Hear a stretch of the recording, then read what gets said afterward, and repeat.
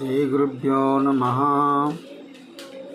శ్రీకృష్ణపరబ్రహ్మణే నమః. శ్రీమద్భగవద్గీత ప్రథమోధ్యాయః. ఇప్పుడు మొదటి అధ్యాయము 35వ శ్లోకం చూద్దాం. ఏతాన్నహంతుమిచ్ఛామి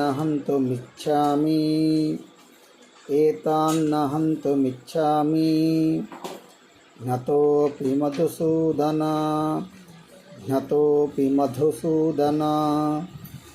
అపి త్రైలోక్యరాజ్యస్య